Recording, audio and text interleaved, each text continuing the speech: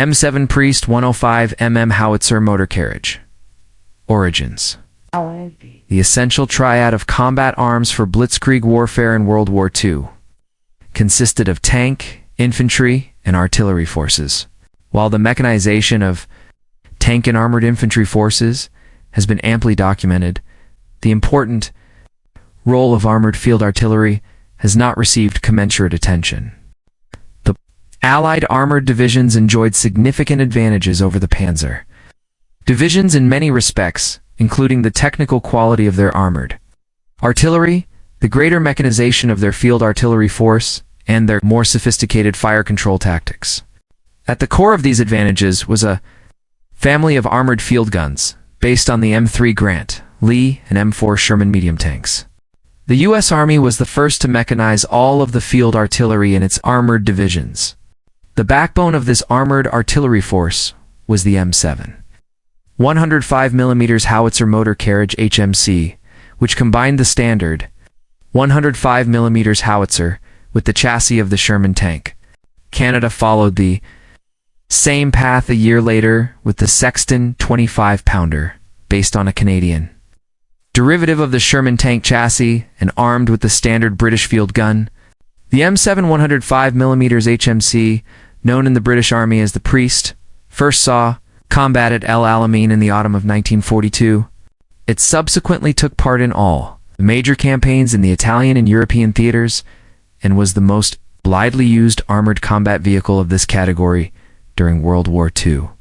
The Sexton became the standard self-propelled gun of the British Army and saw combat during the Normandy campaign and later in Italy. Both types remained in service through the early years of the Cold War and could be found in dwindling numbers well into the 1970s. Tactical requirement. The U.S. Army began to develop self-propelled field artillery in the concluding months of World War I, inspired by French work in this field. Many of the early designs were based on the Holt Caterpillar tractors. However, the artillery branch was primarily concerned about the ability to move corps, level heavy artillery in rough terrain. More than 300 self-propelled guns were ordered for delivery by February 1919, but the end of the war meant that the program was terminated after only a small portion of the weapons had been completed. The handful of self-propelled guns left over from the 1918 program permitted continued experimentation after the war. In May 1919, a study of the U.S. Army's future artillery requirements recommended continued motorization and mechanization of the field artillery, but the sharp decline in U.S. Army budgets in the early 1920s killed the early efforts to adopt self-propelled field artillery. In 1928, the War Department established an experimental mechanized force at Camp Meade, Maryland, that experimented with some of the leftover 1918 Caterpillar mounts, as well as with novel ideas, such as truck-borne Portee guns. The experiments faltered owing to the obsolescence of much of the equipment. To support the mechanized force, the Field Artillery School at Fort Sill began another set of trials of the M1916 75 mm gun on the Holt Mark 7 Caterpillar mount in the spring of 1931. This experiment examined whether such mounts were suitable either as an accompanying gun for direct fire support of mechanized units or as a self-propelled artillery weapon for indirect fire support.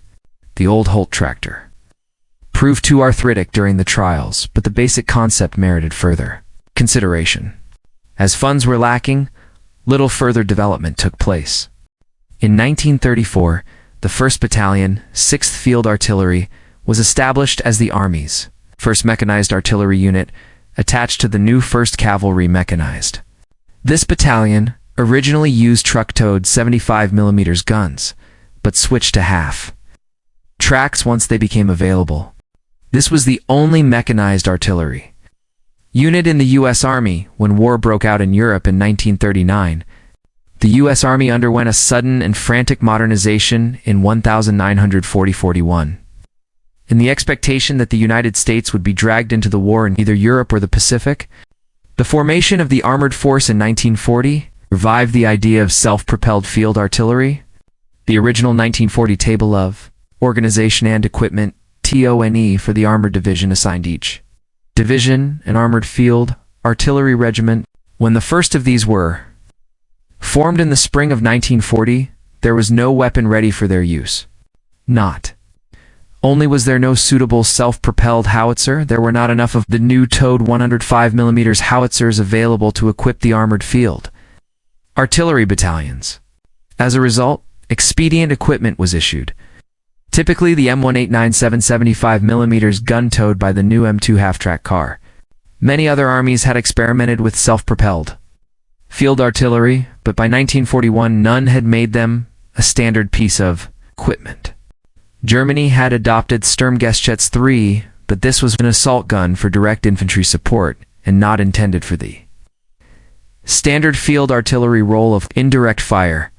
Likewise, the 15 CMS IG-33 SF off PSEFA was an attempt to make the 150-mon infantry gun more mobile for use in panzer divisions, but the panzer divisions continued to use towed 105mm field guns as the mainstay. The primary stimulus to the American effort came in August 1941, when Major Jacob Devers was assigned to lead the armored force following the illness and death of its founder, Adna Chaffee. While the early armored force had been led primarily by officers from the cavalry and infantry branches, Devers was an artilleryman and took particular interest in the issue of mechanized artillery support in the new armored division. Devers saw a requirement for several different types of self-propelled field. There was a need for a self-propelled 75mm howitzer for direct fire, support of infantry and armored cavalry reconnaissance units. This type of vehicle inherited the accompanying gun idea from the pre-war years, but was usually called an assault gun in World War II. There was also a requirement for self-propelled 75mm anti-tank gun, but this was under the purview of the new Tank Destroyer Command, not the armored force. Finally, and most importantly, Devers sought a 105mm howitzer motor carriage as the primary weapon for the armored division's artillery, since by this time, the U.S. Army infantry divisions were adopting the 105mm howitzer as the standard divisional artillery piece instead of the older 75mm gun. Under Devers' direction, the armored divisions were reorganized in March 1942. The Armored Field Artillery Regiment was replaced by 3 Armored Field Artillery Battalions, AFAB. Each AFAB included 3 batteries, each with 6 howitzer motor carriages HMC for a total of 18 per battalion and 54 per division. Development and operation. T-19 105mm HMC. A pilot of the T-19 105mm HMC was assembled and tested at Aberdeen Proving Ground APG in November 1941 and put through trials. After the improvements were made, serial manufacture began in January 1942, less than 3 months from the start of the program. The T-19 105mm HMC was authorized for service on March 25, 1942, and 324 were manufactured by the time production ended in April 1942. The T-19 105mm HMC was deployed with the new AFAB in the 1st and 2nd Armored Divisions and was also delivered to some infantry cannon companies. The cannon companies were small artillery formations attached to each infantry regiment for immediate artillery support. They could be used as accompanying guns for direct fire support, or to supplement the infantry. The division's field artillery battalions for general support. They were organized as 2 light platoons with 3 T-30 75mm HMC, each in a heavy platoon, with 2 T-19 105mm HMC. While the T-19 105mm HMC was inadequate design, it was evident from the outset that it had distinct shortcomings since the chassis was really not durable enough for such a powerful weapon, and the small fighting compartment permitted only 8 ready rounds of ammunition to be carried. T-30 to 105mm HMC. In the meantime, 2 T-30 to 105mm HMC pilots were constructed at the Baldwin Locomotive Works and shipped to a PG for trials. The design was based on the existing M3 medium tank and had a similar superstructure, except that it was completely open at the top and had the M2A1 105mm howitzer mounted centrally in the fighting compartment. One of the first changes was to cut away the armor at the rear of the fighting compartment, to provide clearance for cleaning the howitzer breech and servicing the weapon. The trials were so satisfactory that the first pilot was shipped to the Armored Force Board AFB at Fort Knox for trials, which were conducted. On February 5th to 8th, 1942, the tests went well, and the board judged the design to be far more satisfactory than the T-19 and acceptable as the basic weapon. For the new Armored Division artillery units, before production commenced, the AFB recommended a number of modest changes. The board suggested that it would be better to increase the height of the armor at the front of the superstructure for protection, while at the same time lowering the armor on the side to make it easier to service the howitzer. In addition, Th-3 to pilot offered traverse of only 15 degrees right and 23 degrees left, and the board felt it would be better if Th design offered the 45-degree traverse of the normal wheeled carriage. Finally, the AFB wanted a .50 Cal-Heavy machine gun added for anti-aircraft defense, either on a pintle mount at the rear of the vehicle or in a ring mount in one of the forward corners of the fighting compartment. As a result of the AF recommendations, the second pilot was substantially rebuilt at a PG and then shipped off to Alco American Locomotive Works in Schenectady, NY, which had been awarded the initial production contract for the first batch of 600 of the new vehicle. The first production vehicles were completed in March 1942 and shipped to Aberdeen, where they arrived on April 6, 1942. The initial tests were so satisfactory that the Asset T-32 was type classified as the M7-105M howitzer motor carriage in April 1942. M7 105mm HMC evolution. In the haste to place vehicles into production in 1942, a string of small changes was incorporated into the production run on a monthly basis. The first official change was authorized on May 5, 1942, increasing ammunition stowage from 57 to 69 rounds by adding cells for 7 rounds on the left side and 5 on the right, which required the deletion of 2 folding crew seats in the fighting compartment. The initial production vehicles from April through May 1942 had a rear engine deck similar to the M3 medium tank, the rectangular rear plate and pepper pot exhausts under the rear overhang. After about 90 to 100 were built, the engine deck was modified. The 2 pepper pot exhaust mufflers on the rear plate were moved above exiting, under the center of the engine deck overhang. The engine air filters were moved to the outside to make them more accessible for servicing.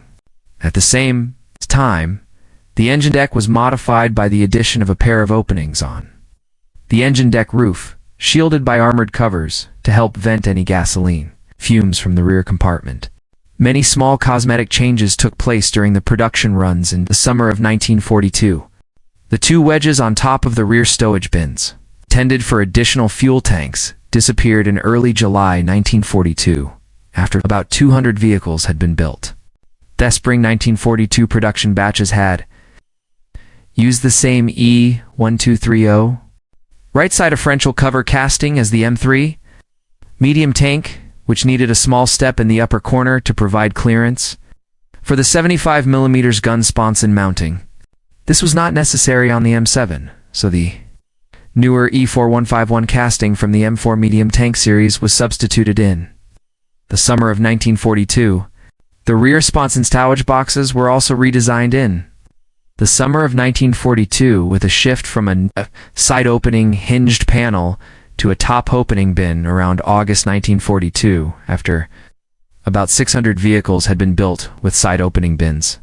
Although the M7 105mm HMC was originally designed on the M3 medium tank chassis, the commonality between M3 and M4 medium tank components made this a moot point by the summer of 1942, since both the M3 and M4 medium tanks shared a common lower hull and powertrain with the M7. Owing to the chronology of its production run, the M7 105mm HMC is usually considered a member of the Sherman tank family. Like the Sherman tank family, the M7 105mm HMC could use a variety of subcomponents and so was compatible with either the original three-piece Iowa transmission or the newer Caterpillar one-piece transmission. These could be distinguished externally since the Iowa transmission had a three-piece bolted differential cover, while the Caterpillar transmission had the single-piece cast D4188 cover. Although some M7 105mm HMC manufactured in the summer and autumn of 1942 had the new Caterpillar transmission, there were complaints from Thefield that the new transmission did not mate properly with the powertrain and led to excessive propeller shaft failures. Since the newer Caterpillar transmission was in great demand for medium tank production, the older three-piece Iowa transmission became the preferred option for the M7 105mm HMC and emerged ASE's predominant type through the 1943 production run. 10. Combat use of the M7 105mm HMC in North Africa with the British 8th Army revealed that the ready ammunition racks on the hull side were not adequately protected. As a temporary expedient, units in the Mediterranean theater were authorized to weld additional armor plate along the side to cover the ready racks. In the meantime, a set of folding armor panels was developed to cover the sides and rear of the fighting compartment. These were introduced into the production run in December 1942 and were later retrofitted to some older vehicles at depots. In the United States, before being issued to troops overseas, the pulpit machine gun mount on the right side of the vehicle was modified by extending the sides down to permit the gunner to sit in the bay, and this feature was incorporated into intermediate production vehicles by January 1943. The M7 WWII bird changes being developed for the M4 medium tank series, following the option of the new D47527. Heavy-duty boogie assembly saw in the tank in 1942. These lowly replaced the older D37893 that had been used in the original M3 medium tank and early Sherman tanks, appearing sporadically from around December 1942. While it is often presumed that new features were added sequentially during armored vehicle production, this was not always the case.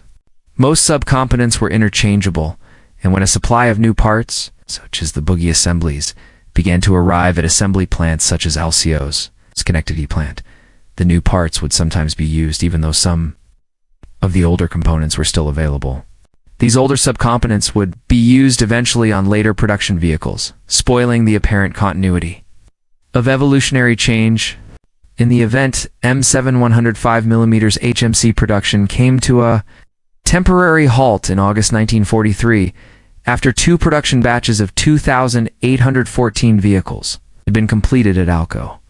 After production of the M7 105mm HMC ended at Alco with the August 1943 deliveries, the demand for the vehicle continued to increase. The export of the M7 105mm HMC through the Lend-Lease program put demands on the limited inventory, as did the U.S. Army's decision to raise additional armored field artillery battalions outside the armored divisions that could be assigned for corps support. As a result, M7 105mm HMC production resumed in March 1944 with a contract extension to Alco for a further 500 vehicles, starting with serial number 2816. The new production run of the M7 introduced many changes. These vehicles were distinctive as they had the new one-piece E8546 Marianne transmission cover, revised stowage, sand shields, and modified sponson stowage boxes with a basket added to the top, and the heavy-duty boogie was standard on all of these 1944 vehicles. Production of these 500 vehicles took place in March-October 1944. Since the U.S. Army preferred the M4A3 medium tank with its associated Fort GAA engine, a decision was made to manufacture a second new production run with this engine as the M7B1, and the contract was issued to the Press Steel Car Company. The M7B1 was essentially similar to Alcom 7 1944 production version except for the Ford GAA engine and the other details associated with this power plant, such as the engine, deck, and rear hull configuration. The first 25 pressed steel M7B1 were delivered in March 1944, and 2 contract batches were authorized for a total of 826 pressed steel M7B1 through February 1945. For reasons that remain something of a mystery, in early 1945, the U.S. Army contracted a final production batch of M7 105mm HMC. Because of ALCO's commitments, the contract was issued to the Federal Machine and Welder Company. The first Federal Machine vehicles were delivered in March 1945, and a total of 176 were delivered in 1945 before the contract was prematurely canceled, making this by far the rarest version of the family. One of the few M7 variants to see combat was an expedient mount for the British Petroleum Warfare Division's 9.75 an incendiary mortar. This weapon fired a large white phosphorus incendiary or high explosive projectile. 3 of these were deployed in the European Theater of Operations ETO-2. With the 180th Infantry Cannon Company, 45th Division of the 7th U.S.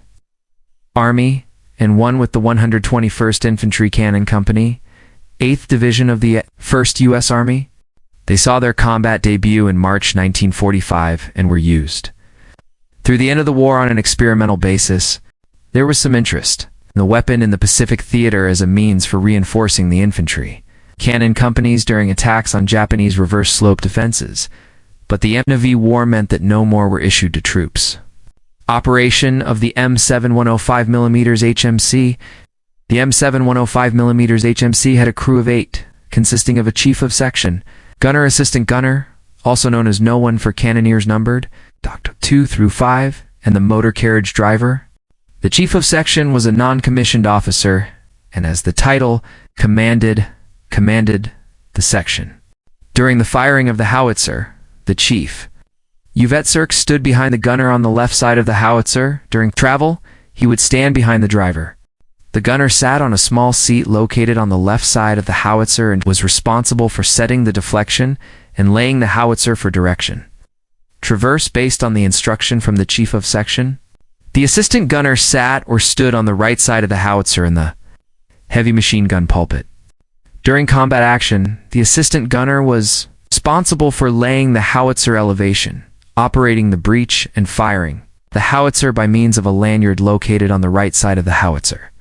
During travel, the assistant gunner manned the 50 cal heavy machine gun. Cannoneer No. 2 stood on the right side of the howitzer, behind the gunner and chief of section, and was responsible for loading the howitzer. Cannoneer No. 3 was stationed in the far right corner of the fighting compartment and operated the fuse setter to prepare the ammunition for firing. The M2A1 105mm howitzer rest semi-fixed ammunition, meaning that the round was a single piece but the brass propellant casing was not fixed. 2. The projectile. Instead, the casing could be separated from the projectile so that Cannoneer No. 4 could select the numbers of bag charges increments inside the brass cartridge casing depending on range. The 105mm ammunition employed a base charge and 6 increments for a total of 7. Only the bag charge would be used for close range, while all 7 increments would be used when firing at maximum range. Cannoneer No. 4 stood on the left rear side of the howitzer. During firing, Cannoneer No. 5 was responsible for removing the 105mm rounds from their containers. The 105mm ammunition could be delivered in various types of transport containers, including wooden boxes, but the rounds were generally left packed in their basic fiberboard tubes in the ammunition racks on either side of the fighting compartment until use. Cannoneer No. 5 stood in the far right rear corner of the fighting compartment, but in the event that the HMC was using ammunition removed directly from wooden boxes, he would sometimes stand outside the vehicle on the right side and hand the rounds up to Cannoneer No. 4. The driver was stationed in the lower left front of the hull during travel. When the HMC came to a rest for firing, the chief of section could instruct him to remain in the driver's seat should the vehicle have to be moved. In the event that the HMC was likely to remain stationary for a prolonged period, the chief of section would instruct the driver to assist the cannoneers. Most often the driver would be stationed on the right side of the HMC to assist. Cannoneer No. 5 Unpacking ammunition from boxes. M7 105mm HMC Unit Organization. The Armored Field Artillery Battalion included 3 HMC batteries, plus the associated headquarters and service elements. The Essential Combat Formation. For the M7 105mm HMC was the battery. Each battery had 6 M7 105mm HMC for a total of 18. The battery's other armored vehicles included 7 M3 half-tracks, 2 in the battery headquarters used by the battery commander and the maintenance section, 2 in the battery fire control section, 2 as ammo carriers in the ammunition section, and 1 in reconnaissance section. The Armored Field Artillery Battalion usually deployed and fought together as a unit. But it was also possible to detach individual batteries for missions. For example, to send a battery as part of a battalion-sized task force, including a tank company and 2 armor-red infantry companies. Prior to opening fire, the battery would deploy in a gun line with all 6 M7 105mm HMC parallel to one another. The spacing between the M7 105mm, whom C depended on the situation and the terrain. The individual howitzers were generally spaced far enough apart to avoid the muzzle blast interfering with the neighboring vehicle, but with the vehicles close enough together to facilitate communication. It will be noticed that the M7 105mm HMC in U.S. Army service lacked a radio. British practice, in contrast, was to fit a No. 19 radio set to all of its Priest 105mm SP. The U.S. Army practice was to rely on wire connections within the battery, whenever the time and circumstances permitted.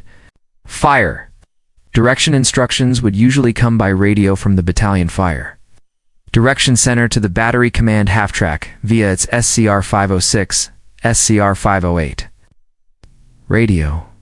These instructions would be communicated to the command half-tracks in the battery's fire control section, which would then pass them on by field telephone to the individual HMC or via voice message by the battery executive officer. The battery's fire control section had 2 radio-equipped M3 half-tracks. This allowed the battery to be deployed as a split battery, if necessary, with each part of the battery being directed from one of the half-tracks. When time permitted, field telephone wire would be laid between the fire direction section and the individual M7 105mm HMC, and instructions would be passed along the gun line via field telephone. One of the differences between the Armored Field Artillery Battalions and the Towed Field Artillery Battalions was that the AFAB had an organic forward observer capability. The AFED headquarters battery had an observation, reconnaissance, and liaison platoon, which included 3 M4 medium tanks. These tanks were deployed with the unit that the AFAB was supporting. A typical mission would have the AFAB attached to one of the armored division's combat commands. In turn, the combat command would deploy 2 or 3 task forces consisting of a varied mixture of tank, armored infantry, and armored engineer companies. So each of the 3 tanks would be attached to a task force. During the mission, the forward observer tank could communicate back to the AFAB Fire Direction Center for coordinated fire from multiple batteries. In other cases, it could directly control a single battery via the battery's fire direction section. In total, the U.S. Army eventually deployed 67 M7 armored field artillery battalions, of which 48 served in the armored divisions and 19 were non-divisional. Besides their use in the AFAB, the M7 105mm HMC were used in infantry regiments, cannon companies.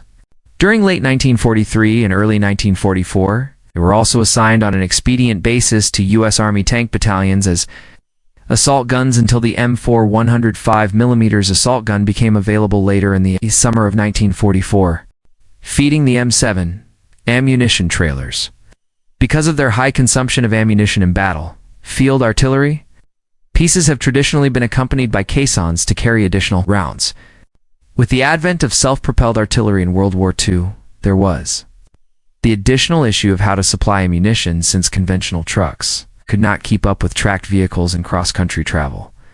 Under the March 1942 TONE, each 105mm HMC battery included 6 M7 105mm HMC, each towing a 1-ton ammo and fuel trailer, and these were supported by 6 M3 half-tracks, also towing a 1-ton trailer. The expedient use of ordinary cargo trailers was due to the delay in production of dedicated field artillery caissons. Although development of both an armored and unarmored caisson begun in 1941, none were available until late in 1942. The first to appear was the M8 armored trailer, and these were substituted for the expedient 1-2 trailer in the March 1943 TONE. The M8 armored trailer could carry 42 rounds of 105mm ammunition and weighed 5,060 pounds fully loaded. It was standardized in September 1942, and 5,270 were manufactured in 1,942-43. The unarmored ammunition trailer took longer to develop and was finally accepted for production in April 1943 as the M10 ammunition trailer. The M10 trailer carried about the same amount of ammunition as the M8, but was more versatile since it had an open top and had more volume for other types of supplies. M10 production began in 1944, and over 7,000 were manufactured. The M8 armored trailer was classified as limited standard in November 1943. Once the new M10 ammunition trailer was available, the September 1943 TONE introduced many changes to ammunition supply in the HMC battery, based on the lessons of the Tunisian campaign. The allotment of 1 half-track to each HMC for ammunition supply was found to be excessive. As a result, the number of ammunition half-tracks in each battery was reduced from 6 to 2, and the remaining 2 M3 ammunition half-tracks were assigned to a separate ammunition section. Consequently, there were 8 M10 ammunition trailers assigned to each HMC battery, 1 each for the M7 105mm HMC and 2 more for the half-tracks in the ammunition section. In practice, some batteries continued to use the M8 armored trailer in 1944-45 Combat USE M7 105mm HMC North African and Mediterranean theaters. On June 21, 1942, while in the Oval Office of the White House at a strategy meeting with President Roosevelt, Winston Churchill was informed that the garrison at Tobruk had finally fallen to the onslaught of Rommel's Afrika Korps. "What can we do to help?" Roosevelt asked. Churchill replied that British forces in North Africa were badly in need of the new Sherman tank. Roosevelt agreed to send these, along with the new M7 105mm HMC. The emergency request for the M7 105mm HMC was intended to solve a tactical dilemma confronting British tank formations fighting the Afrika Korps. The Germans skillfully used 88mm flat guns at very long ranges to hammer British tank formations long before their tank guns could strike. A self-propelled gun could advance behind the tanks and deal with the 88mm menace at long ranges with an effective high-explosive projectile. The first M7 105mm HMC arrived in Suez on September 3, 1942, followed by HB about 100 more by the end of the month. The M7 105mm HMC was code-named Priest, based on its distinctive machine gun pulpit.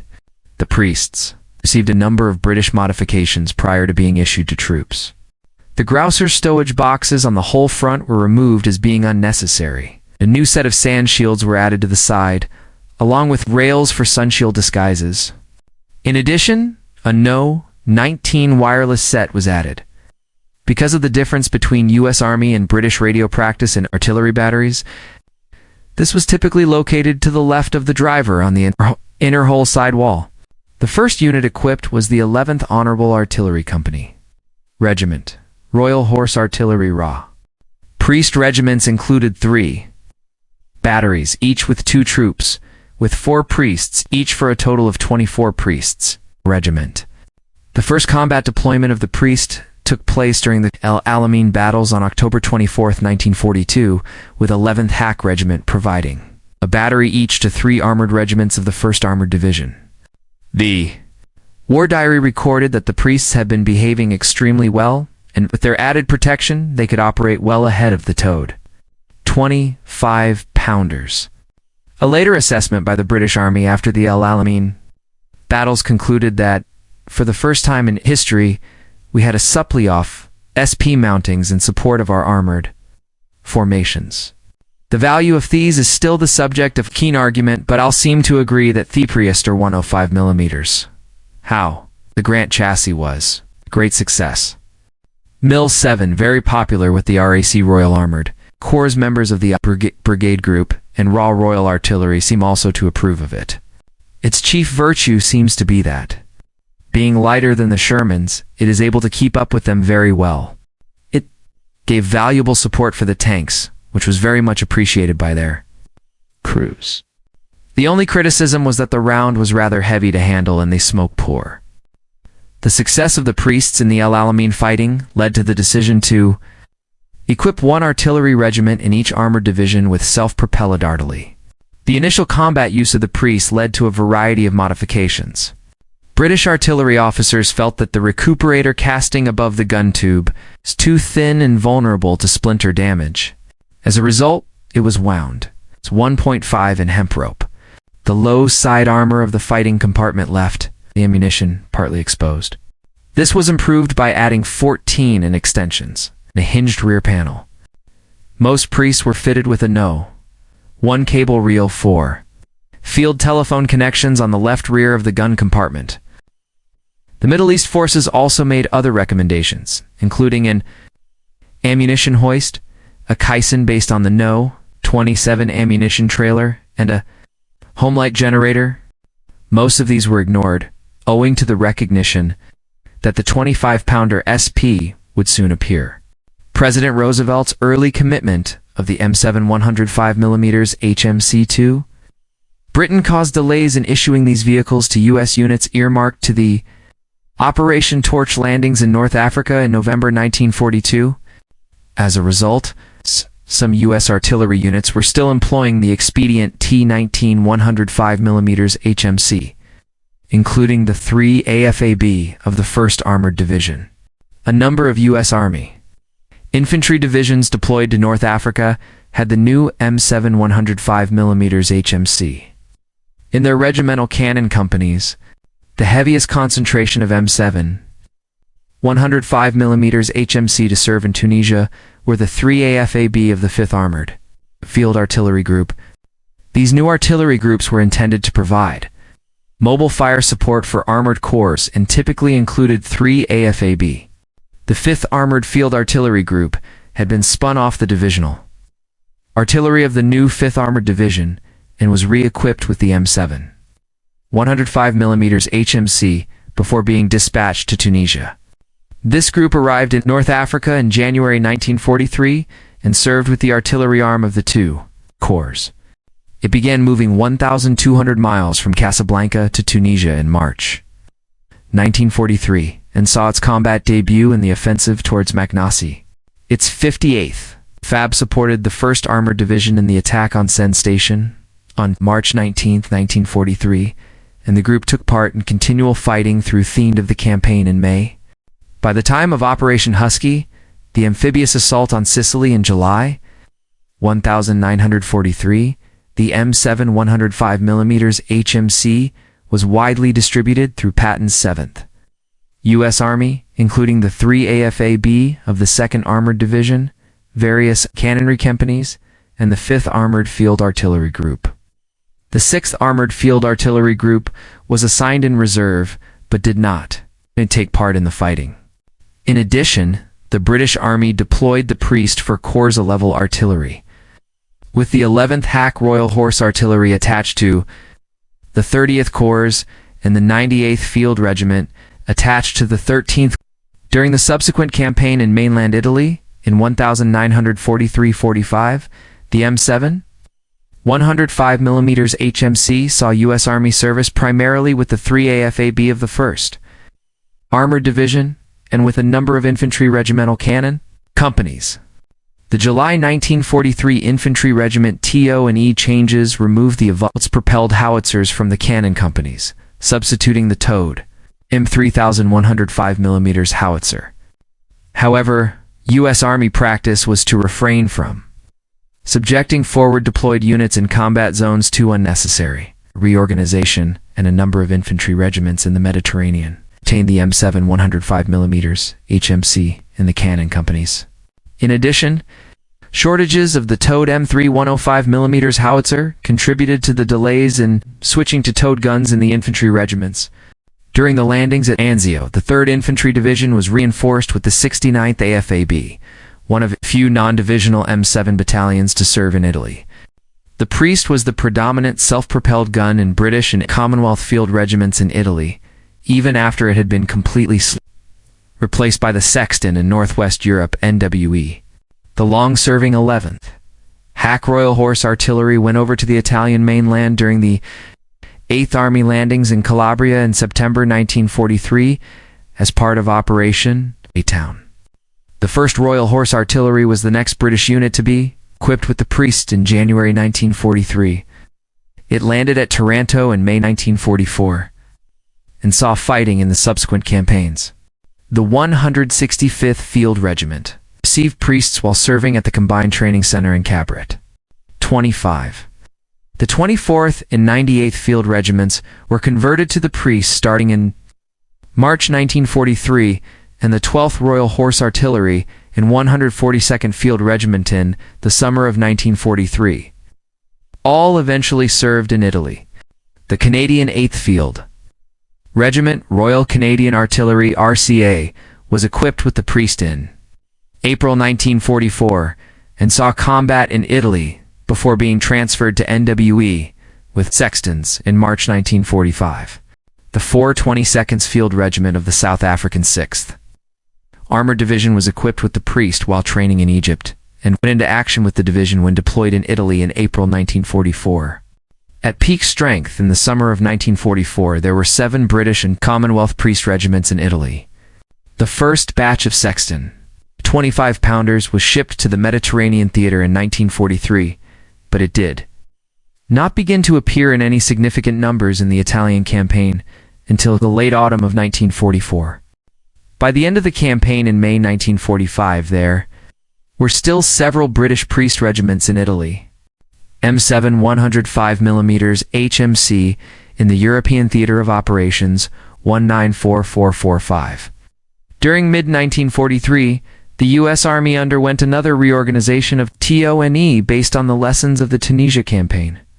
As mentioned above, the infantry's regimental cannon companies switched from the M7 105mm HMC to towed M3 105mm howitzers.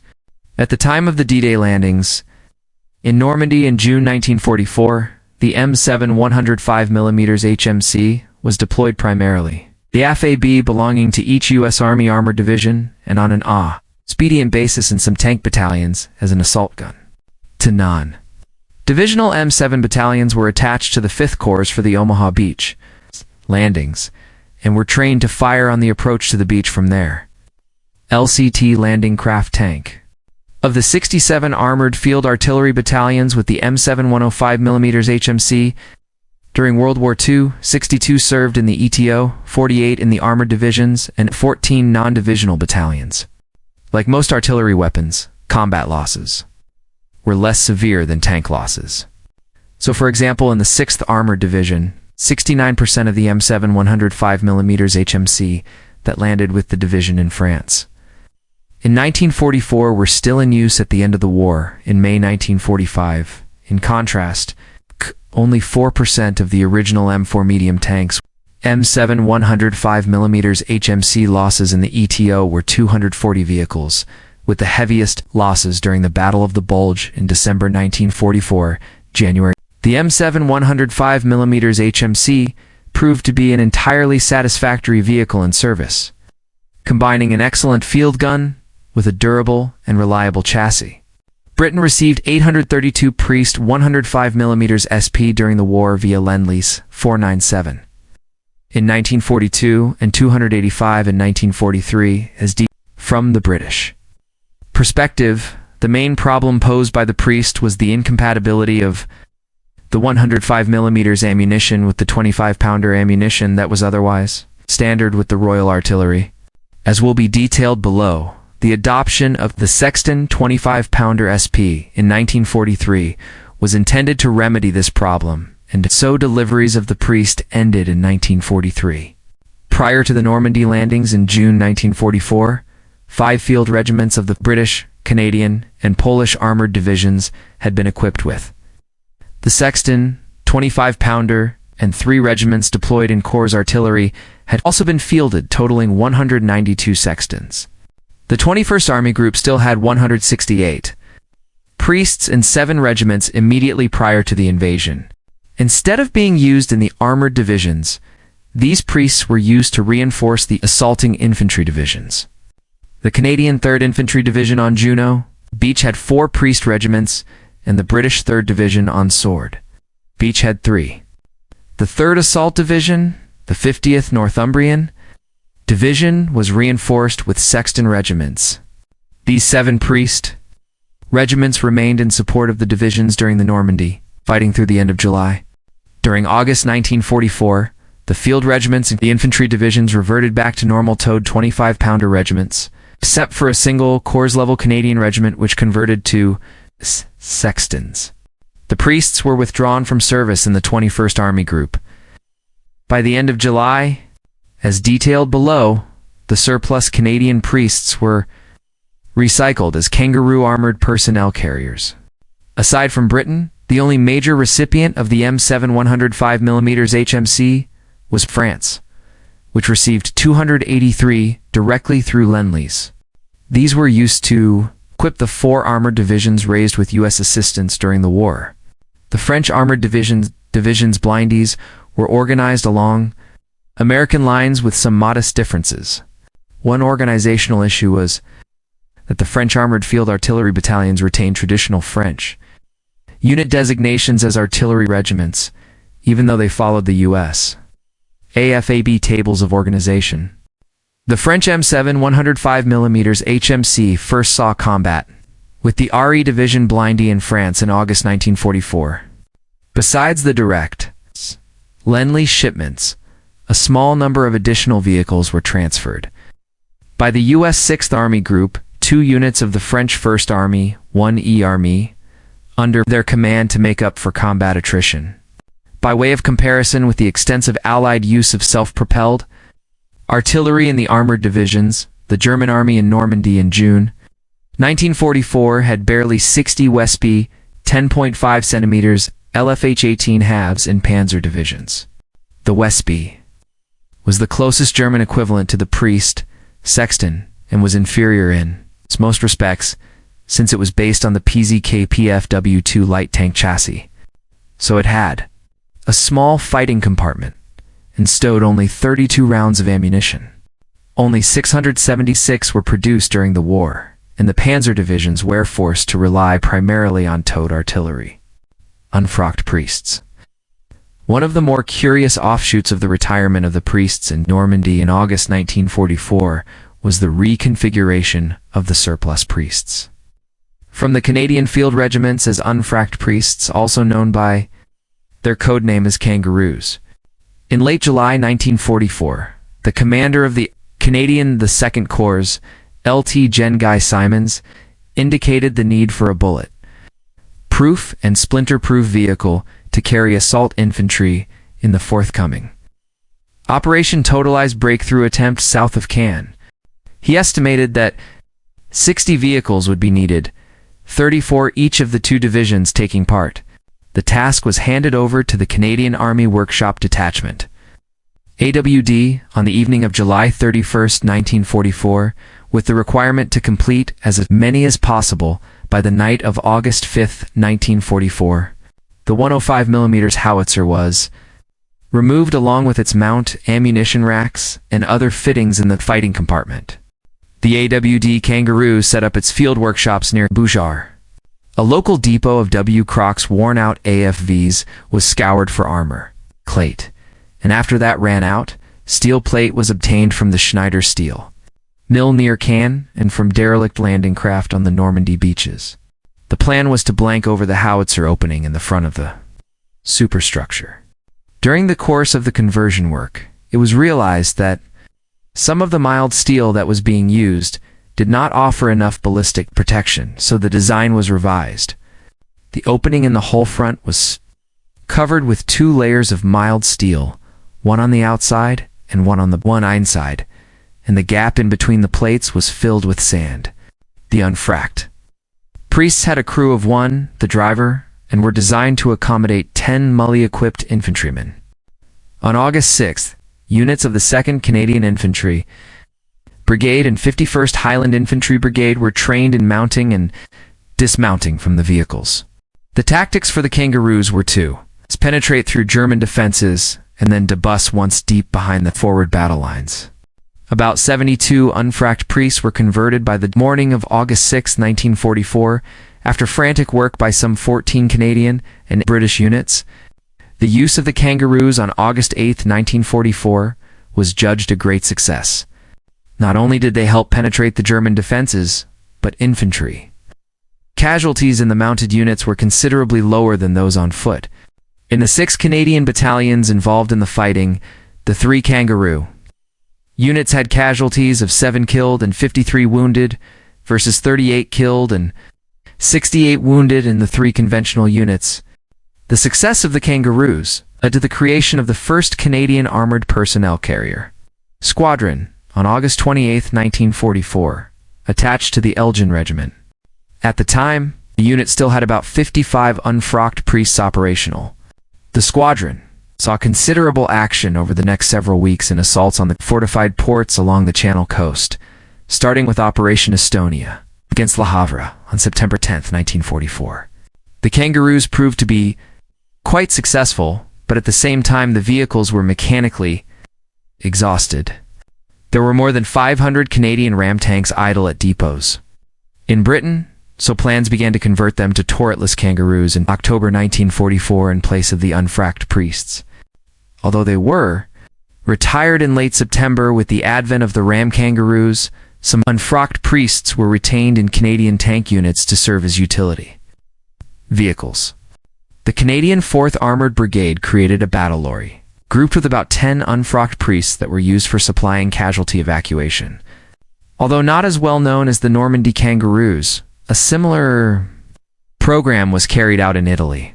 A Kangaroo Army was created by RIEM, Royal Electrical and Mechanical Engineers in Italy, starting in October 1944. With the conversion of 75 Sherman 3M4A2 tanks and 102 priests, these were intended to support offensives planned for the spring of 1945. The 9th Armored Brigade was converted into a specialized Funnies armored unit with 52 Sherman Kangaroos and 56 Priest Kangaroos, Delivered tow the 4th Hussars, and 40 Priest Kangaroos to the 20th Hussars. Probably their most celebrated use was during the Battle for Medicina on April 16, 1945, when the Priest Kangaroos of the 20th Kingshussars were used to speed the assault of the 6th Gurkha Rifleson attacks against fortified German positions. M7 105mm HMC in the Pacific. The M7 105mm HMC saw very little service with the U.S. Army in the Pacific Theater of Operations PTO until late. Since no armored divisions were deployed to the Pacific Theater, only 3 AFABs served there, all non-divisional Corps support battalions which fought in the Philippines campaigns.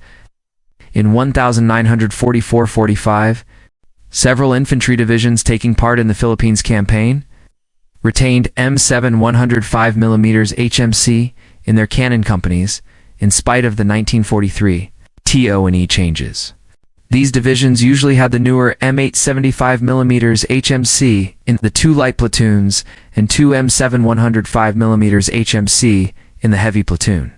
In February 1944, Army Ground Forces authorized TO&E 71 for S, a special cannon company organization which required theater commander approval.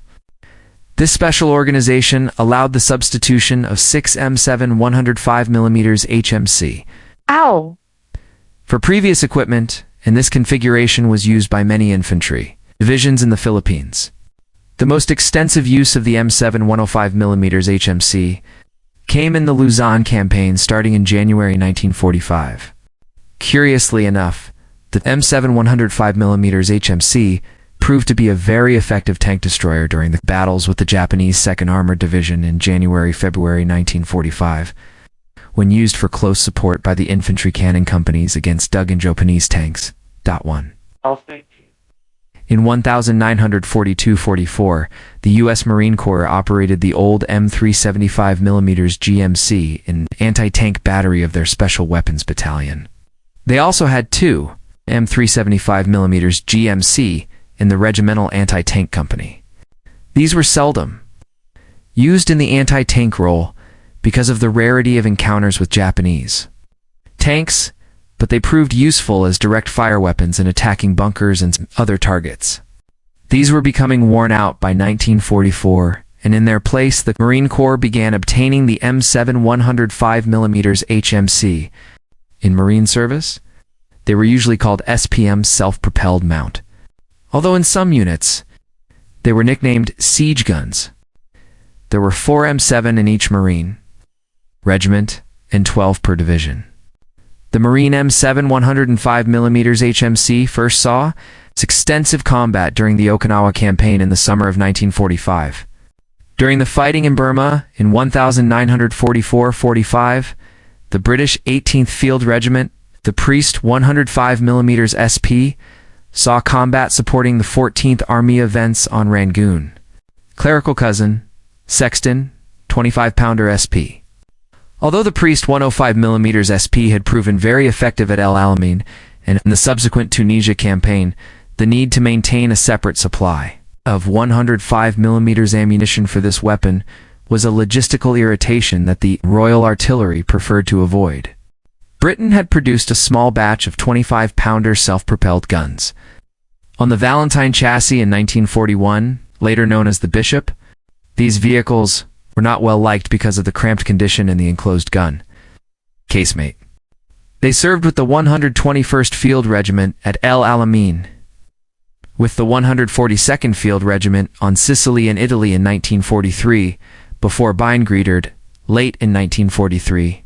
In early 1942, the commander of the Canadian Army Overseas, CAOS, Gen A.G.L. Lawton, requested that a self-propelled 25-pounder be supplied to equip the field artillery regiments in the Canadian Armored Divisions, based in one of the tanks. Manufactured in Canada. Although the Valentine was manufactured in Canada, in March 1942, the Director of Artillery ordered that the design be undertaken on the more substantial ram-to-cruiser tank. The ram was a Canadian Dessing based on the lower hull powertrain of the American M3 medium tank, and was manufactured at the Montreal Locomotive Works, MLW. The 25-pounder gun itself was already being manufactured at a new plant of Marine Industries Ltd. in Sorel, Quebec. Development of the new 25-pounder SP was undertaken by the Army Engineering Design Branch AEDB under the code name Project 13, and it paralleled the T-32 105mm HMC prototype. Since the MLW was a subsidiary company of Alco and Schenectady, there was cross-fertilization in design concepts. MLW completed a wooden mock-up of the design on a ram chassis by the early summer, and a mild steel pilot was completed on June 23, 1942. The pilot was dispatched to Petawawa, Ontario for firing trials, which revealed a number of durability problems with the gun mount. However, the design concept was so promising that an initial contract for 24 vehicles was awarded to MLW in June 1942. Gen McNaughton was pleased enough with the design that he requested 84 vehicles for the CAOS on September 19, 1942. In the end, some 124 Ram 25-pounder SP were ordered for the Canadian Army from MLW. These were manufactured from April to September 1943. And the 23rd Field Regiment of the Canadian 4th Armored Division was the first unit equipped in April 1943. In the meantime, a parallel program was underway in the United States based on a similar British requirement. Although the US had begun to divert 7 105mm HMC production to the British 8th Army, there was interest in a self-propelled vehicle armed with standard 25-pounder instead of the i.e. 105mm howitzer. This program was authorized by ordinance in June 1942 as the T-51 25-pounder gun motor carriage. The first T-51 pilot was actually the second T-32 pilot, with the superstructure rebuilt to accommodate the 25-pounder Mark II.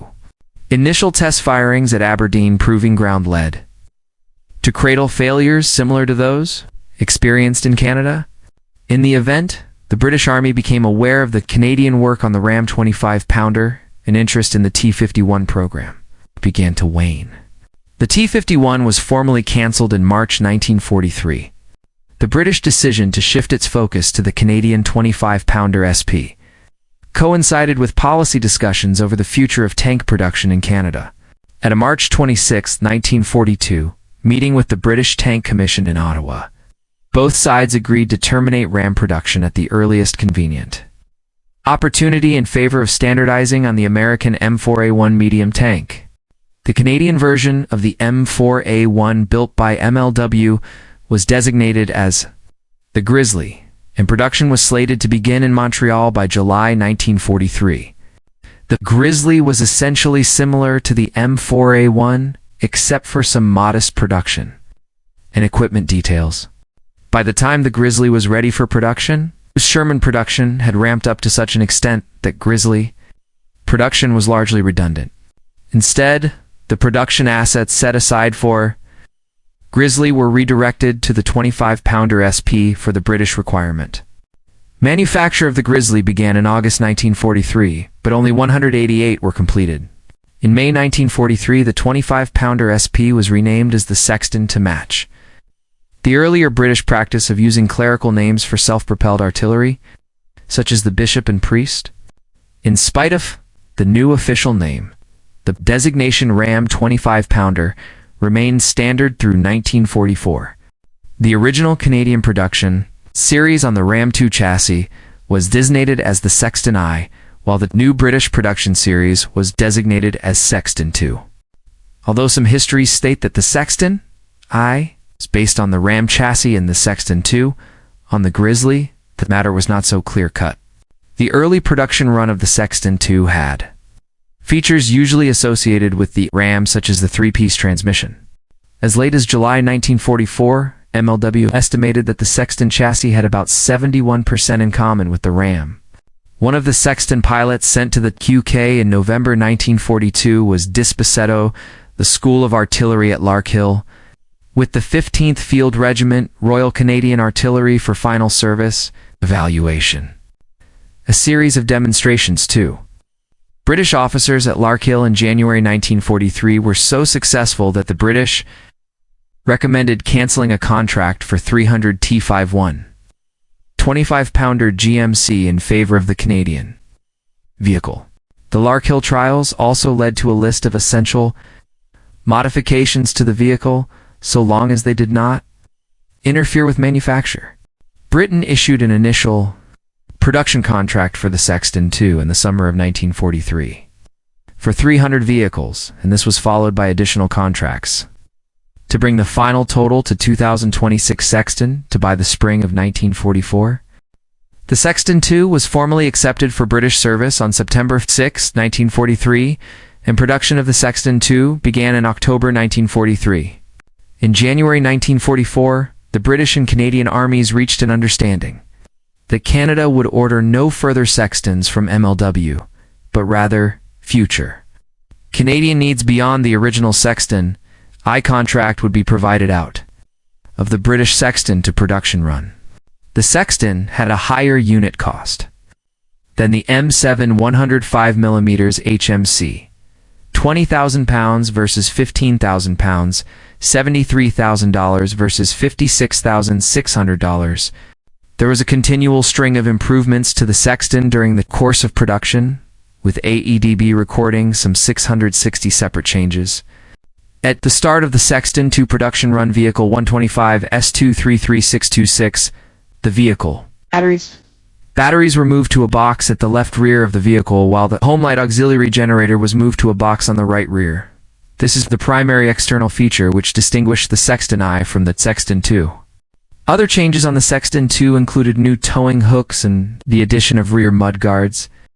In October 1943, with Vehicle 147S, 233,648, two Bren LMG Mk2 were added for vehicle self-defense along with associated mounting pintles. In December 1943, starting with Vehicle 374S233875, the one-piece transmission with new single-piece E8546 Marianne transmission cover was introduced, and this became standard after this point, replacing the earlier three-piece differential cover and transmission. Starting in January 1944, with the first vehicle of the second British production contract, ES233926, the American-style T54E1 track gave way to the Canadian-designed CDP track cast steel dry pin, which also necessitated the use of a new 17-tooth drive sprocket.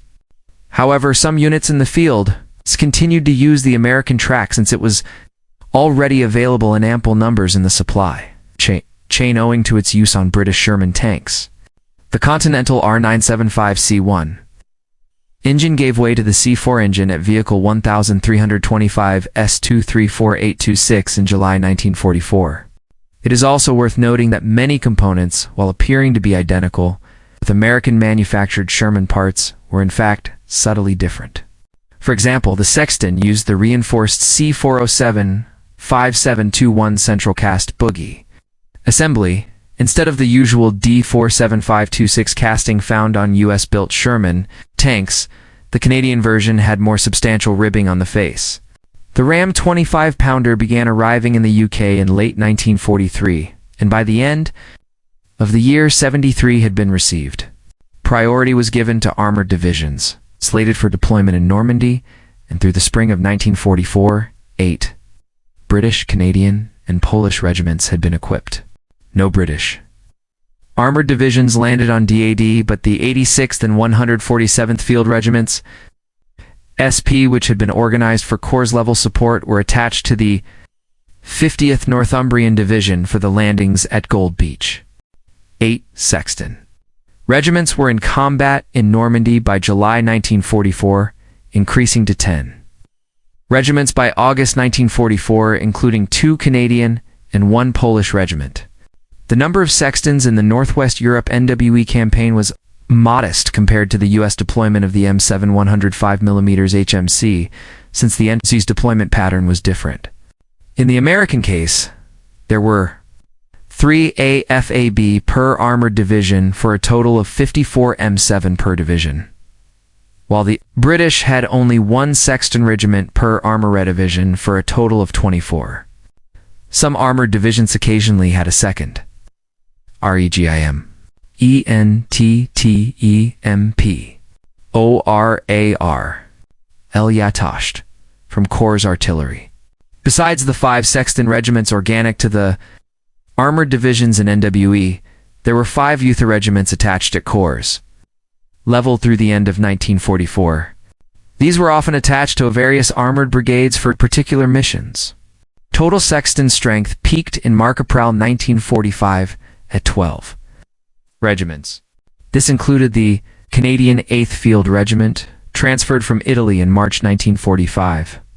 There were about 290 Sextons in unison the spring of 1945. Counting reserves and vehicle parks, the total was about 410 in NWE at peak strength.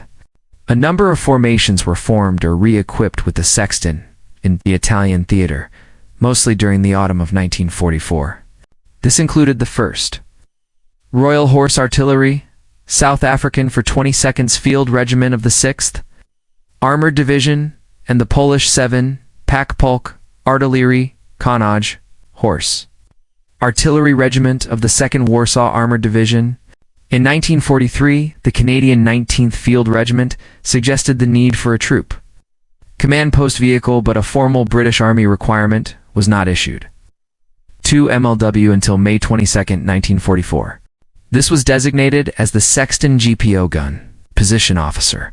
The pilot model was based on a normal Sexton I, but with a 25-pounder gun removed. The mounting was left in place so that a 25-pounder could later be fitted. The ammunition-ready rack in right rear of the fighting compartment was replaced by a second radio. A variety of added equipment was installed, including a plotting board and an external junction box for the tannoy loudspeaker. The vehicle was formally evaluated in August 1944, but British artillery officers refrained from demanding any extensive changes because of the recognition that the design would have to be accepted as if it were to be manufactured in time to see combat use. Many of these vehicles were rebuilt from older Sexton I from the initial Canadian production batches. The first production examples began arriving in NWE in early 1945, the Australian connection, Yarramba. No doubt the most obscure vehicle in the Priest family tree was Australia's SP 25-pounder Yarramba, named after an Aboriginal spear-throwing device. This program was started in Australia in 1947 as a local means to equip the 22nd Field Regiment, Royal Australian Artillery, which had been designated to support the 2nd Armoured Brigade Group. Plans were obtained of the Sexton, but Australian engineers used these more for inspiration than to produce a direct copy. The vehicle was based on M3A5 medium tanks left over from the war. Although very similar in appearance to the Sexton, the Yarramba could be distinguished by the presence of the M3A5 side hull doors. Following trials in December 1949 of a prototype at the Puchapanya Range, in February 1950, the government authorized the conversion of 13 more tanks. These were completed between November 1950 and August 1952 and served with the 22nd Field Regiment at Puchapanya until 1957, when they were declared obsolete. Replacing the Priest, though the M7 105mm HMC on the M4 medium tank chassis had proven to be a perfectly adequate design, Ordnance recognized that such a weapon could be mounted on a lighter and more nimble chassis like the new M24 light tank. So on July 8, 1943, the Army initiated the program. Under the designation T-76-105, instead of using the standard Taut M2A1 howitzer, the design used a version of the more compact M4 howitzer that had been designed for the turreted M4 105mm assault gun. The T-76 was based on a modestly modified M24 hull with the engine in the rear, positioned like the tank version. Most of the initial effort was devoted to developing the howitzer, and Thepalot was shipped to a PG for trials. In early July 1944, after many mall design changes, the vehicle was accepted for production as the M37 105mm HMC in January 1945. Owing to the late date at which the design was accepted for production, only 316 vehicles of the 448 ordered were manufactured, starting in October 1945. None were deployed in combat in World War II, though the type did see service during the Korean War. It was subsequently replaced by the turreted M52 HMC on the M41 light tank casses in the late 1950s. In view of the large number of M7 tanks which survived the war, the M7 remained in service into the 1950s in the U.S. Army and served during the Korean War in 1950-53. One problem with the M7 105mm HMC and the mountainous Korean terrain was its lack of elevation compared to the NTOD version, only 35 versus 65 degrees. As a result, a modification program was initiated that resulted in the M7B to 105mm HMC. This used a modified M7J1 howitzer mount inside the vehicle to elevate the howitzer high enough to take full advantage of its elevation potential. This necessitated changes to the frontal armor as well as to the pulpit mounting. A total of 127 conversions were undertaken, all on the M7B1 version. Most remaining M7B2 were exported to NATO armies in Europe via the military aid program, with the largest recipient being the German Bundeswehr in 1956. The Sexton was exported to a number of countries after the war, Havana batch to Portugal in 1976. By the early 1960s, the days of the open-topped self-propelled gun were past because of the advent of tactical nuclear weapons in the Cold War. Confrontation in Europe. The U.S. Army replaced the M7 and M37 with the asserted M52 self-propelled 105mm howitzer. In Britain, the Sexton was replaced by the turreted Abbott 105mm self-propelled gun.